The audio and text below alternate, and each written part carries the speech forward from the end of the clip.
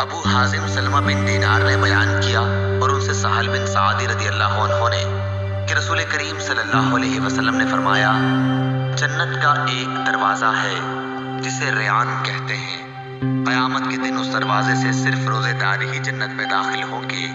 ان کے سوا اور کوئی اس میں سے نہیں داخل ہوگا۔ پکارا جائے گا کہ روزے دار کہاں ہیں؟ وہ کھڑے ہو جائیں گے، ان کے سوا اس سے اور کوئی نہیں اندر جانے پائے گا،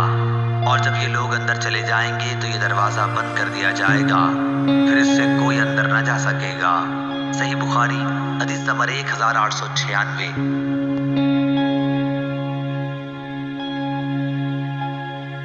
حمید بن عبد الرحمن نے بیان کیا اور ان سے ابو ہریرہ رضی اللہ عنہ نے بیان کیا کہ رسول اللہ صلی اللہ علیہ وسلم نے فرمایا، جو اللہ کے راستے میں دو چیزیں خرچ کرے گا اسے فرشتے جنت کے دروازوں سے بلائیں گے کہ اے اللہ کے بندے، یہ دروازہ اچھا ہے۔ پھر جو شخص نمازی ہوگا اسے نماز کے دروازے سے بلایا جائے گا، جو مجاہد ہوگا اسے جہاد کے دروازے سے بلایا جائے گا،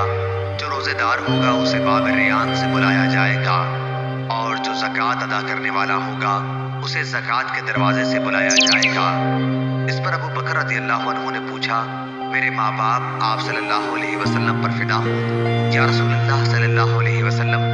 جو لوگ ان دروازوں میں سے کسی ایک دروازے سے بلائے جائیں گے مجھے ان سے بحث نہیں، آپ ہی فرمائیں کہ کیا کوئی ایسا بھی ہوگا جسے ان سب دروازوں سے بلایا جائے گا؟ آپ صلی اللہ علیہ وسلم نے فرمایا کہ ہاں، اور مجھے امید ہے کہ آپ بھی انہی میں سے ہوں گے۔ صحیح بخاری حدیث نمبر 1897۔